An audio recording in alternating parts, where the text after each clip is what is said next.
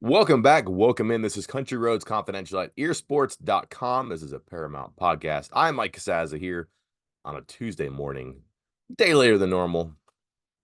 Reason being, West Virginia, two more road games, two more road losses. Chris Anderson, I can't believe it. 0-10 away from the Coliseum, 0-4 neutral site, 0-6 on the road in conference play.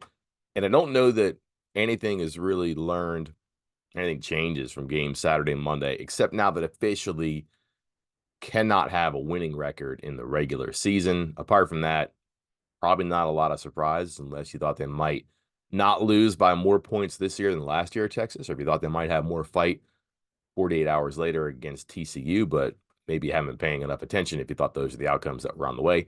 And it's two more losses that, for lack of a better explanation, are just two more losses that kind of fall in line. Yep, I think I asked you at this time last week. I said, "Is this going to be a season where West Virginia goes winless on the road?" And we listed off the 5 games. This one, Texas, TCU, already happened. At number 10, Iowa State, now number 10, at Kansas State, and at Cincinnati. And we both were kind of like, it's possible, but maybe they pull one of those off. I think I don't think either of us thought this weekend was the weekend they were going to pull one of those off, but man, just the performances. Like again, we can go into more detail in a minute, but just the performances from those 2 games does not give you hope about them being able to go on the road and do anything later, no matter the opponent. I mean, it was a lot of issues. Again, we can go in more in depth right now, but it's going to be a winless road record. I feel more confident now than I did last week about that becoming true. Yeah, which I guess would make sense now, and it wouldn't be as outlandish. But boy, if you told me at the beginning of the year that like this is gonna be like one of those teams that went 0-9 twice in the past, I would have been like, no, that's not in the cards for sure. But boy, it's really difficult. You can tell for teams to win on the road in this league, notwithstanding what happens at the Coliseum. But even though West Virginia has some good moments at the Coliseum, some good wins, but um, sometimes I just wonder if getting away from like what's comfortable. I just wonder if road games bother this team more. Like everybody knows why road games are difficult, but there's something about idle time, about being away from all the things routines and regiments and all that that they wander. And if you look at games too, sometimes where it's off schedule or things have to be done, on your own and away from a game plan, or just something happens to react. They're not good at that either. So perhaps it does make sense too. I thought that they could get last night's game before they played. Actually, when we talked last week, I said they would get one of the two on Saturday, Monday. So I'm not confident in them going to Cincinnati and winning that game. So that means they're going to have to either win at Kansas State or Iowa State. Iowa State's about as hard a place to play in the country this year. And Kansas State, don't know. That would be probably their best remaining hope. Maybe you would say Cincinnati. I don't know. But yeah, this is a real thing. Um, that's a bummer. It's hard to be good. Like if you don't split your Big 12 road games and if you get swept on the road, I don't think that's good, Chris. Was this a No, step back? Like I understand this probably isn't going maybe anywhere. We could probably admit that now. I think a lot of people have been critical of us for kind of having that glimmer of hope or like curiosity as to like, okay, what if? And I think in our defense, there's been so many staggering moments here where you have to stop and wait for everybody else to catch up and get on the same page. You never really got to see what they had, and maybe we never will because the state of things right now, I could see a lot of people checking out or not giving a complete investment, or there just not being enough time to refine and polish all the problems. But man, to get smoked like that again at Texas. Again, last year, the day before the Super Bowl, they lost by 34 at Texas. You think they had that one circled this year. But that's probably like a byproduct of having rosters that turn over so much. What happened last year doesn't really matter.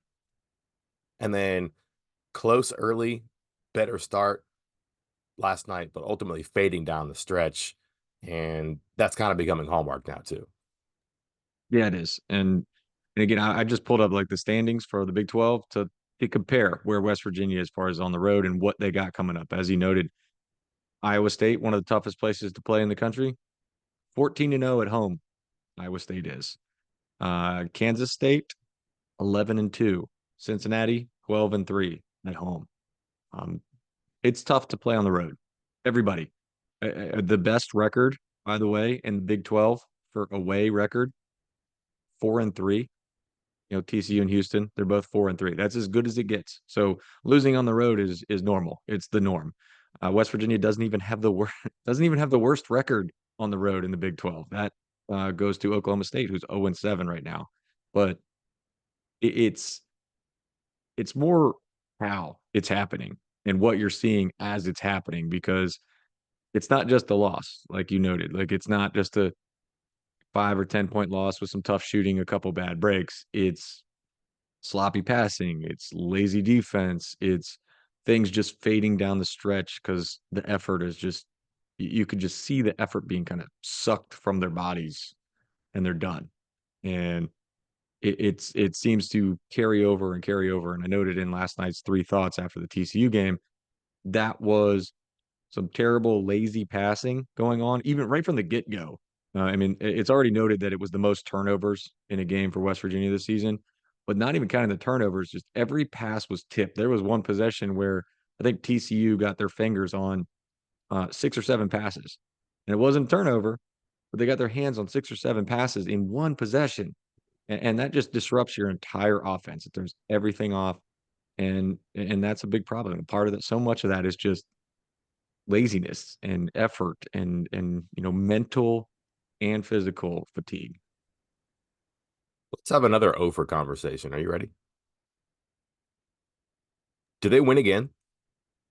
Oh, oh man. All right, here's your schedule. Well, because we're Let's counting 3 more losses, basically, right?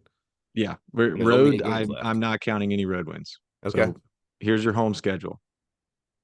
Versus number 12 Baylor on Saturday. No. I find that unlikely.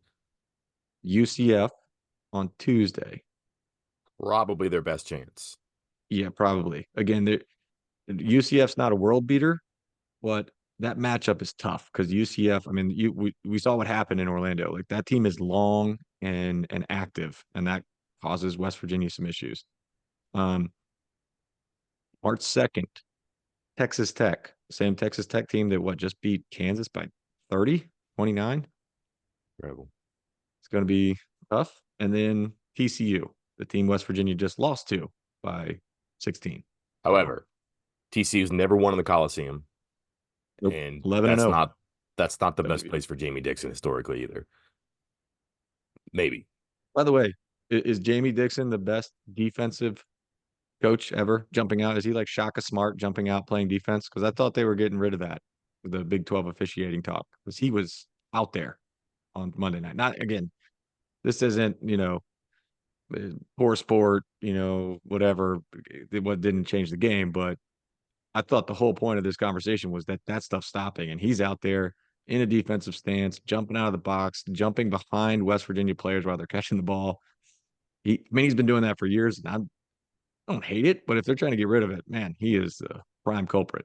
Yeah, you figured that he would be the guy on the highlight tape that they like for the teaching for referees. There's a lot of Jamie Dixon clips in there, you would think. Um, Good point. He was definitely like the sixth man last night for them. Here's a another one for you. A lot of people have put the what if all over the season. No arguing that. And then this goes back to the radio in June and the concert in June and all that stuff. I guess radio in May, concert in June. And I don't want to go through all that again. But the roster changed a bunch. But there's like a couple things that again, I don't know how much control they had over this. Some they did, some they didn't. But a couple things that do stand out to me. So I don't want to say what if they had their initial roster because a lot happens. And then, there were certainly whispers that Mitchell was looking around before Bob Huggins is no longer the coach. I'm not sure that Joe Toussaint was going to leave, if not for the opening, that 30-day window for a coaching change. And then you have the Jose Perez. Those are the three I want to focus on. Because when you look at who came in and then what they have in place instead, those are the ones you can really circle because I think that they miss a lot of this stuff. One, Joe Toussaint. Never mind that he's having a really, really good year at Texas Tech, but like that guy is like the most productive. I don't want to call him a jerk, but a jerk, right? In the best way possible. Like he's going to be competitive and he's going to, probably say and do things when times get tough. Like if you can just remember him last year when they lost games and he wasn't happy about it and stuff like that, that's some New York in him. That's just the way he's wired. Um, Perez having a solid season in Arizona State, tree in the forest, I understand. Putting him at the three is a lot different than the problems they've had at the three this year, especially defensively. And then Mitchell, I don't know if you could project he was going to have the season he's having in Kentucky at West Virginia this year, but that's a guy who could score and who could get shots and who could work within an offense and he could rebound and a little bit of everything where they have more problems in those same areas without him. So I guess where do you begin on like what's a fair question, critique, commentary on what might have been with the roster? Because I don't want to get into the blame game of who's the fault and all that. I don't want to get into NCAA suspensions, medical conditions, broken wrists, lawsuits, whatever. But is it fair to start at those three? Is that unfair to other people? Where do you begin and how do you have that conversation? Don't know because you're right. It's hard to have this conversation without having the conversation about who's to blame because then you just go down that road. But it did when you were talking about it, it did make me think right all the way back to when this happened and when the window opened. Um, we said, because once a coach is fired, it opens that 30-day window. Why fire? Suspend indefinitely. That window never opens. God, who was it? It was a football coach like a couple months later where they did the same thing and they just suspended him. They didn't fire him. They suspended him for a while and then eventually fired him. But during the suspension, players couldn't enter the portal. It is a low down, dirty, mischievous thing to do. But, you got to do what you got to do to survive sometimes. And that was, I get obviously like the administration had to act on what was happening, but I don't know if people put too much thought into it with that. Might have saved them some headaches, might have kept guys around, might have caused more headaches later. Again, this is who knows, like, because then you keep those guys around, then they're just mad and ticked off, and then they try to leave later, even later in the process when you do end up firing Huggins. So, like, I don't know what the right answer is because, again, we're just Mm. going to keep going down this rabbit hole. We keep spinning around talking different things, and it's going to come back to whose fault is this? Whose fault is this? Why did this have to happen? What's next? And again, that seems to be what everybody else wants to know is what's next? When is it time to just start focusing on the next thing? Because I think you noted it right off the top here. It's clear now, if it wasn't already, this is a temporary thing that's going to come to an Oh, end yeah. in the near future. So then how about this? Look at their roster. Swap, I would guess it would be Farrakhan for Toussaint, correct? Slazinski for Mitchell, Okay.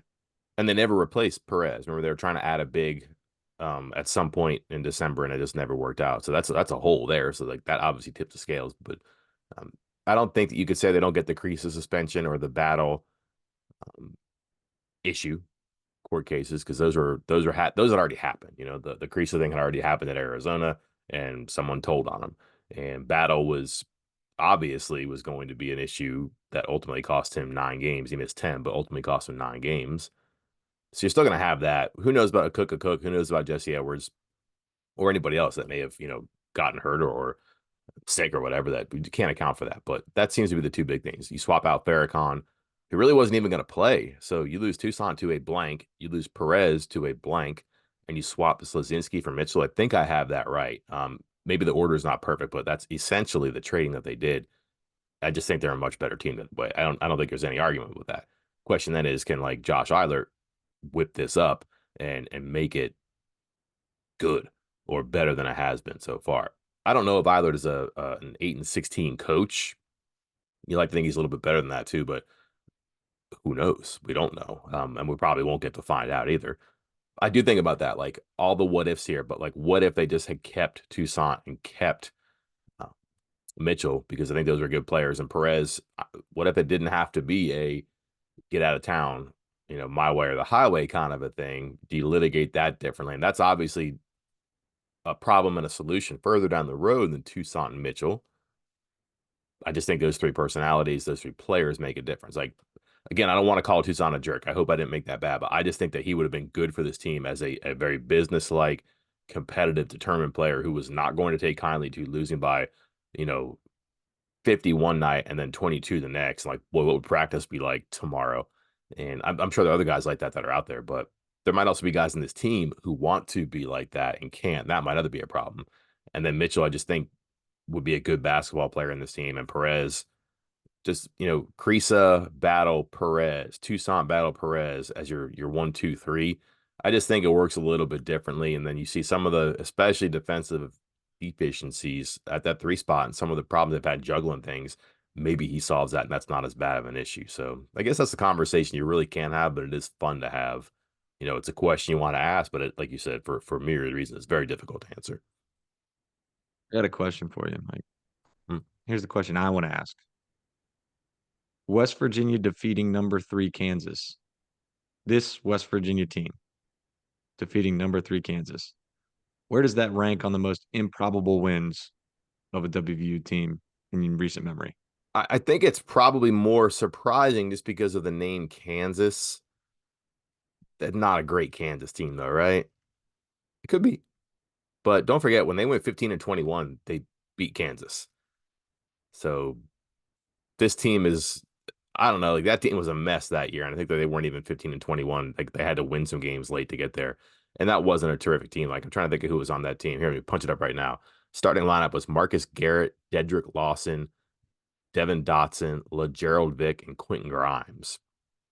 Quentin Grimes is probably the best player in that group.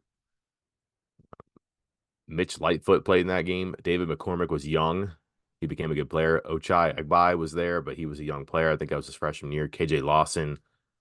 It wasn't a great team. So, again, if they beat a team that profiles as Kansas, but they're like some other name, then you wouldn't be so surprised. I just don't think Kansas is a terrific team this year. But, yeah, for them to beat Kansas, to beat Bill Self, and to beat the brand of Kansas doesn't make a lot of sense for this team. And then to beat Texas and then get absolutely just obliterated when they go on the road.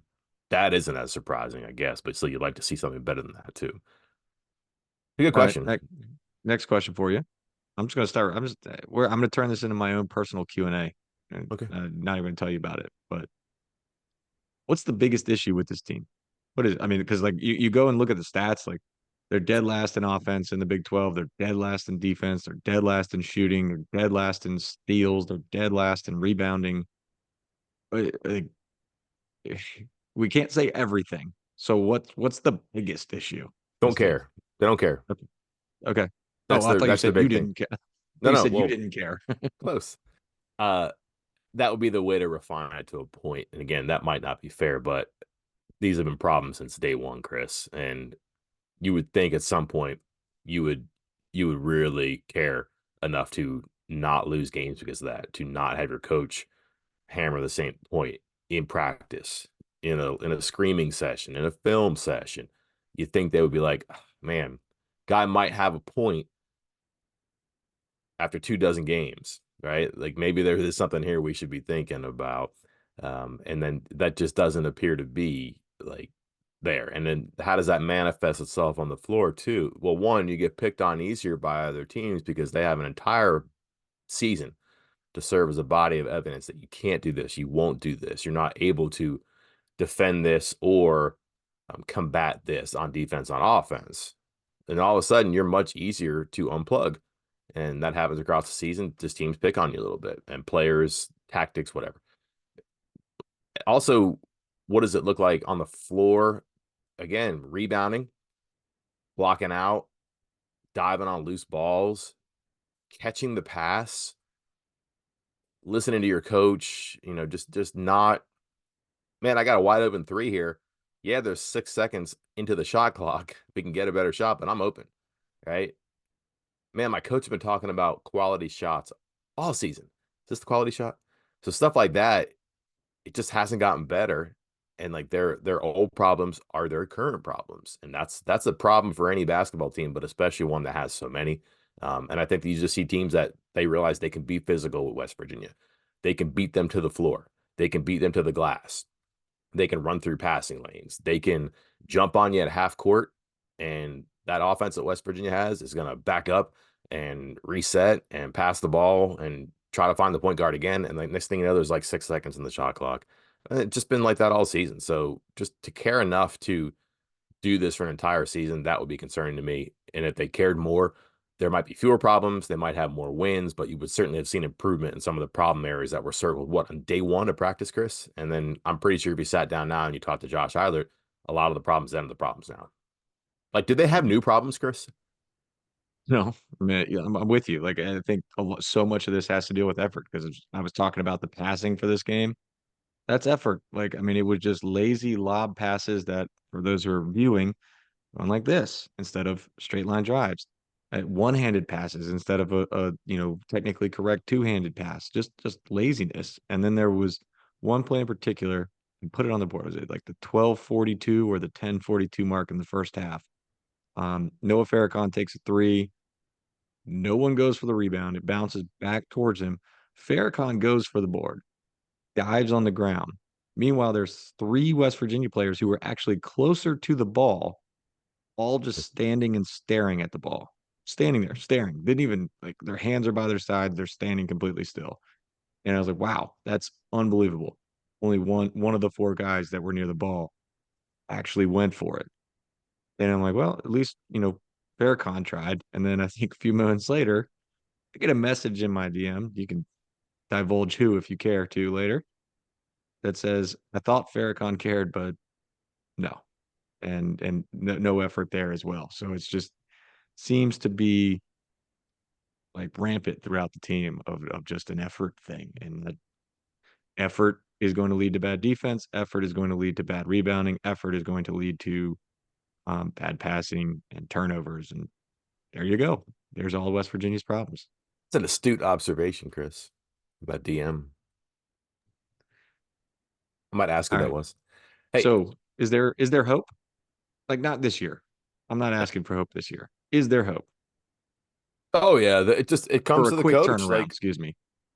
for the longest time, Chris, like this is a program that was identified by its coach. And like I think that's kind of rare nowadays where you'll have teams because their players, the conference they're in, or a run. So like a core of players, like think about that Gonzaga team. Yeah, Mark Few's been very good. They play in a funky conference, but like they've had signature players that you've known for several years across time. Or you can look at um, like generational teams like that Kentucky team that beat West Virginia in the Sweet 16 and identified by certain players. And like that's fine, but those things change over time. For what 17 years, West Virginia was the Bob Huggins program.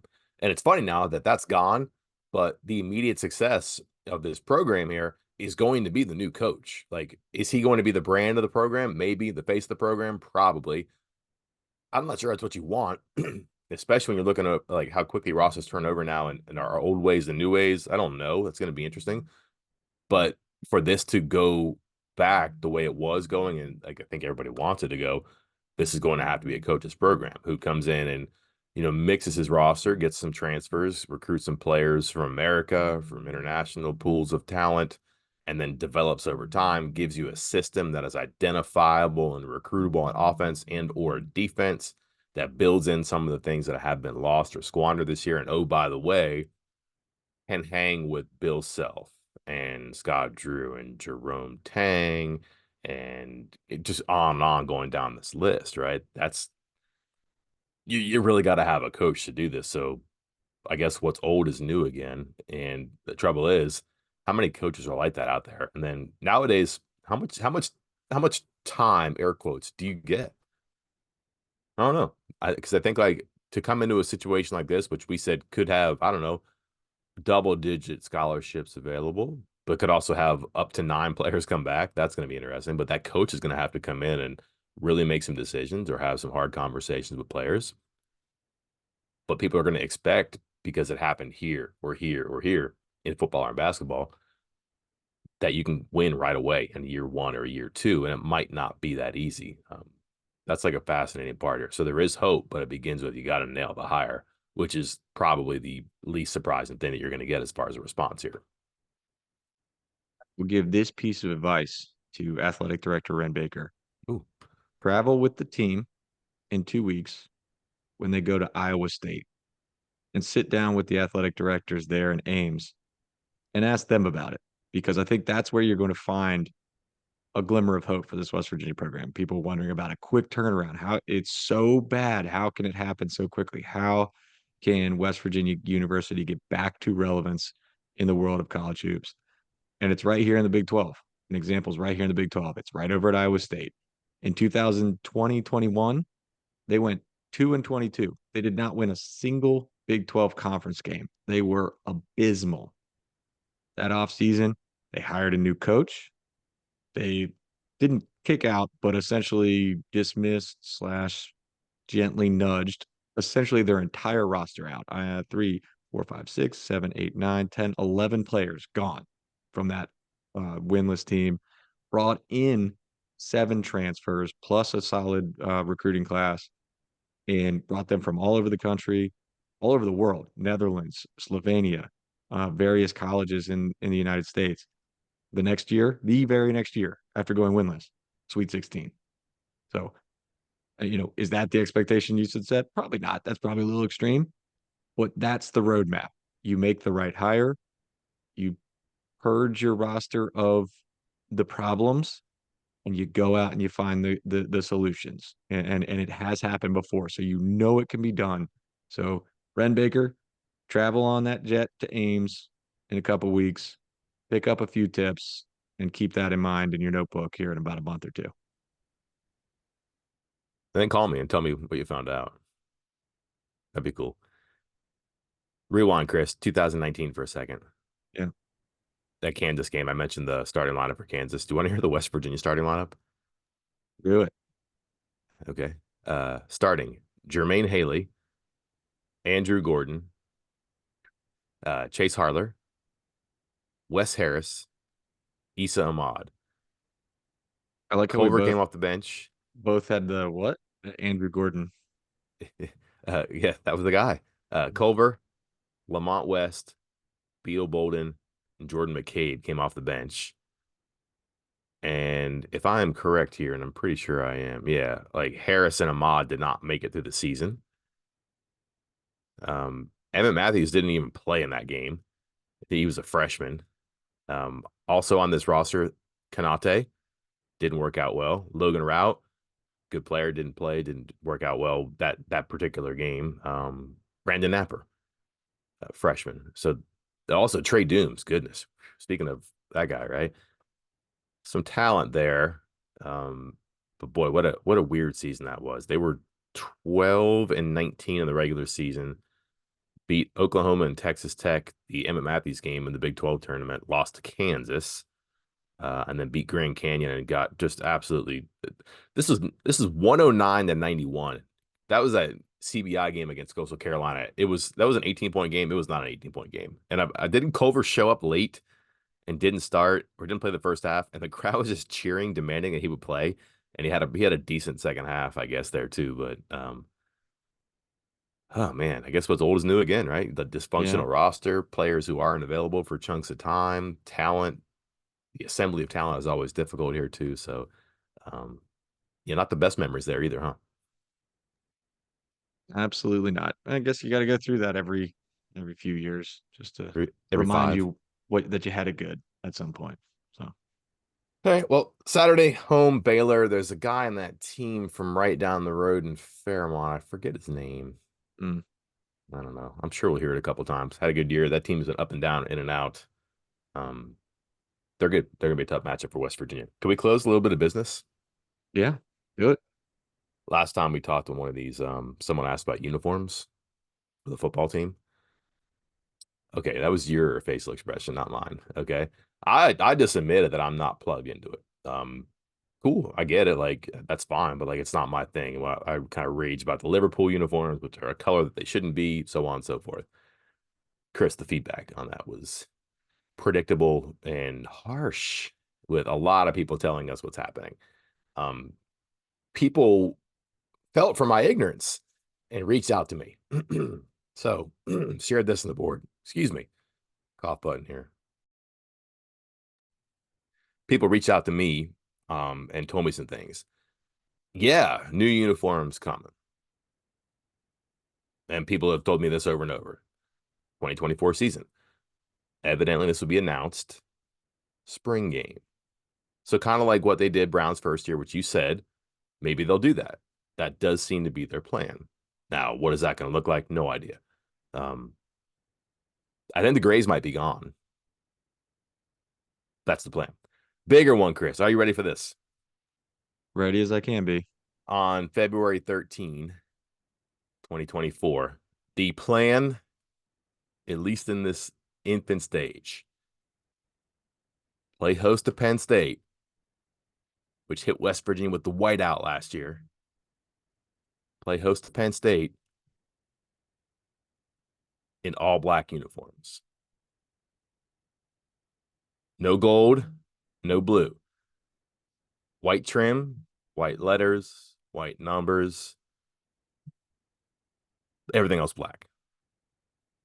Now, will that be part of the new uniform package? I don't know. Could that change? Perhaps. But what has come out of some conversation that I've had with people is that, yep, new set of uniforms coming in 2024. Plan is to use the spring game as, I don't know, the catwalk, let's say. But the bigger deal, and it may not be announced until later, if it does make it out of the fashion show, black uniforms. Your thoughts? Can't believe you didn't give me a heads up about that so that we could set up the little Instagram camera and make that go viral because that is going to send some people, a lot of people, into a frenzy right there, Mike. Really? Yeah, I mean, you saw how angry everybody got when we were like, uniforms, whatever. Just the majority of the fan base is very interested in uniforms. So I think that's going to catch the ears of a lot of people, as long as they were willing to put up with a lot of basketball talk there for the first 30 minutes or so. I know that was the carrot at the end of the stick here. Just follow me to the finish, and I promise there's a payoff there. Listen, that's the plan. We'll see what happens. They may get talked out of it. Maybe I'm the weather balloon, Chris, and they had me floated out to the public, and the harsh reaction is going to be such that it pops that weather balloon, it flies away, and we never see those black uniforms, and that's on me. That's my fault. I did my job unknowingly. But I could see this being a potential thing. And again, is it a regular thing? Is it a once a year? Is it a special occasion like they're pro combats? I don't know. We'll see. But I do think it's interesting that they're leaning toward that, and we'll see where it goes in there. Leaning toward the end of our basketball season, Chris. We talked a lot more about this than we thought. Maybe we'll do more. Maybe we'll do less, depending on what happens this week. Before this week is over, though, definitely rolling to some baseball. I think that's the round ball sport that people are more excited about right now. What could possibly go wrong when you have one of the top ranked players in the country on your team? We'll see. But they start off with a 4-game series at Stetson this weekend. We'll roll out some previews. We'll even gather back here to talk about it. Then, anything else, sir? That is it. Let's wrap it up. Look for some 3-minute videos later in the week, too. We just solicited some requests from the message board as we were recording this podcast, and we'll be recording those and putting them up later in the week. Until then, I'm Mike Casazza. And I'm Chris Anderson. We will talk to you then.